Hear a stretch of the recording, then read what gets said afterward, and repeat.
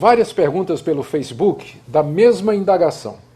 Qual seria a tradução bíblica, a versão bíblica que eu recomendaria para a igreja?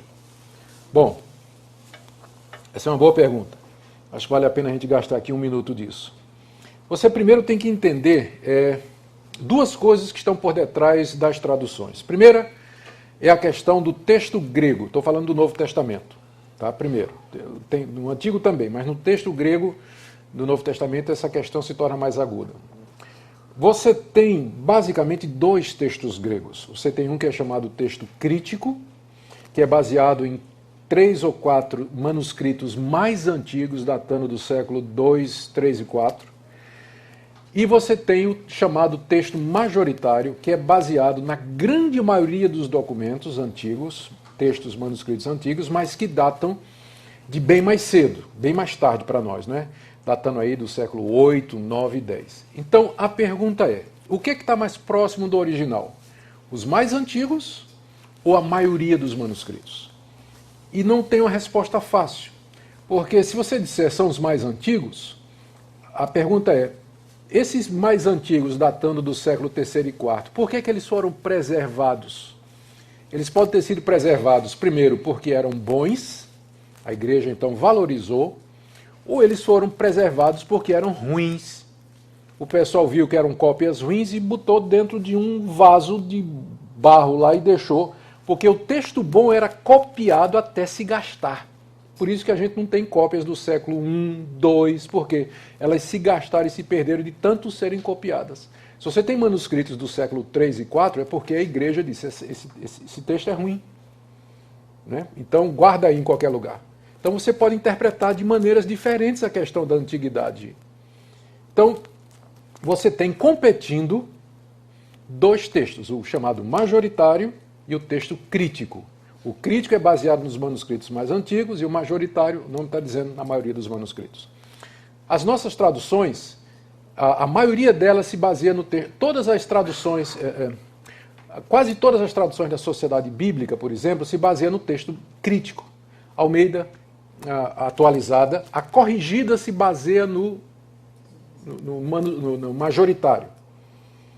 E tem um estilo de tradução que eu vou falar daqui a pouco.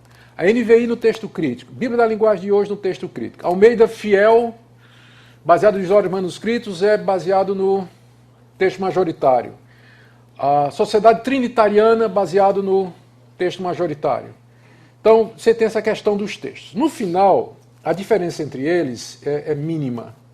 Eles vão divergir em questões que não afetam a teologia bíblica. As grandes diferenças são o final de Marcos 16, o trecho da mulher adúltera, a chamada Coma e o Aneus, que é 1 de João, capítulo 3, capítulo 5, que fala 3 dá o testemunho no céu, 3 dá o testemunho na terra, que é uma prova da Trindade. Nenhum desses textos, se tirados, vai afetar a nossa teologia bíblica. A gente tem outras maneiras de provar a Trindade, o texto da mulher adúltera não prova nada que não tem em outros lugares, e o final de Marcos 16, que manda pregar o evangelho, que vai ter sinal e prodígio, você encontra no livro de Atos. Então, nenhuma dessas diferenças afeta a teologia bíblica como um todo. Então, essa é a primeira boa notícia. Segunda questão que tem que ser levada em consideração quando você está avaliando traduções é que existem dois métodos de tradução. Um é chamado de equivalência formal, em que você transmite palavra por palavra.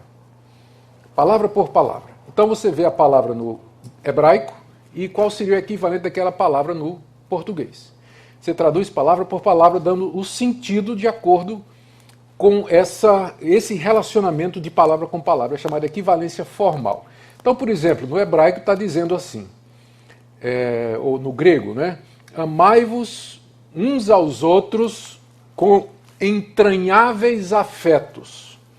Essa é uma tradução formal, porque a palavra entranhável, splagna no grego, significa tripa. Né? Então, daí entranha. Então, traduziu como está no grego.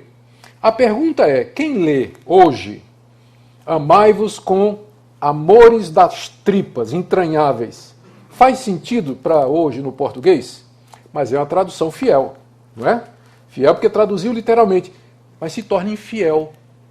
Porque o sentido é você ter que se amar de dentro, né? Com tudo que você é. Então, se uma tradução for amai-vos de coração, é mais fiel do que dizer amai-vos com as suas tripas, embora o grego esteja dizendo amai-vos com suas tripas.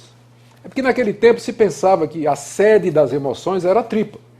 Porque convenhamos, quando dá uma emoção, qual a primeira coisa que é afetada?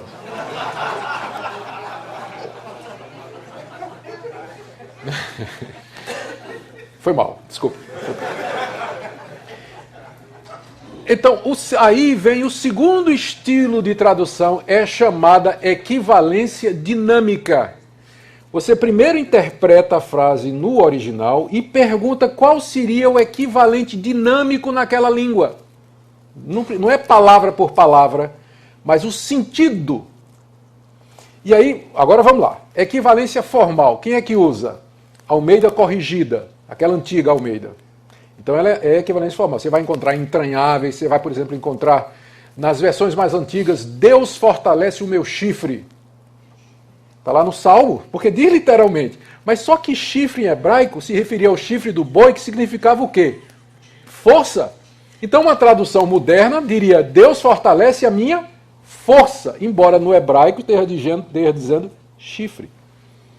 Então, a corrigida... Vou falar sério já. Então, a corrigida, ela segue, entende? Ela traduz palavra por palavra, e eles dizem que isso é que é ser fiel.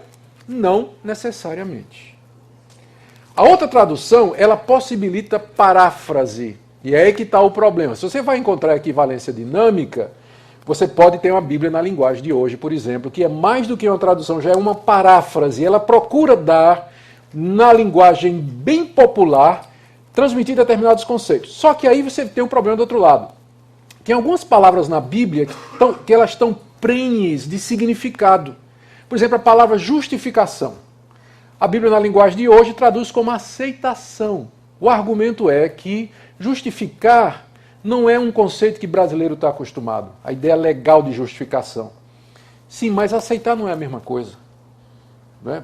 Aceitar é um dos efeitos da justificação, porque Deus nos justifica, então Ele nos aceita. Não é a mesma coisa. Então a Bíblia na linguagem de hoje, no afã de evitar os problemas do texto, de traduzir literalmente, ela acaba indo para um outro extremo. É uma tradução boa em vários sentidos. Tem passagens na Bíblia da linguagem de hoje que eu acho melhor do que a Almeida, que é a NVI. Né? Os caras foram muito felizes em fazer isso. Mas como um todo você tem que ler com cuidado porque usa esse esquema de equivalência dinâmica. NVI tenta usar uma combinação das duas. Então eu diria assim, no extremo da equivalência formal, você tem a corrigida, Almeida, não é? E do extremo esquerdo aqui você tem a cabana. Cabana não, é a cabana, né? Não, a mensagem. A mensagem, não é isso? A cabana, eu estou com a cabeça. A mensagem. Então, aqui, vindo de cá, do formal para a equivalência dinâmica, você tem a corrigida e você tem a mensagem. Aí você vai ter a Almeida atualizada e as parecidas com ela, NVI, Bíblia na linguagem de hoje, e aí a mensagem. Então, pergunta, o que você deve usar na igreja? Resposta, depende para quê? Para pregar, eu prefiro aquelas que usam o texto crítico e um método de equivalência que mistura formalidade e equivalência. Então, NVI e Almeida. Então, eu acho que as duas são boas para pregação, para exegese e para estudo. Tem as duas, estude as duas, eu prefiro Almeida. Mas gosto de ler também na NVI. Tá bom? Se você quer usar outras traduções para comparar, então eu pegaria a corrigida, que tem uma versão bem formal, a equivalência formal, e pegaria a mensagem ou a Bíblia na linguagem de hoje. Para você comparar, apenas para comparação, mas para trabalho pastoral, eu recomendaria a Almeida e a NVI. Almeida em primeiro lugar, né, atualizado, e a NVI também em segundo lugar. Tá bom? Essa é a resposta que eu daria.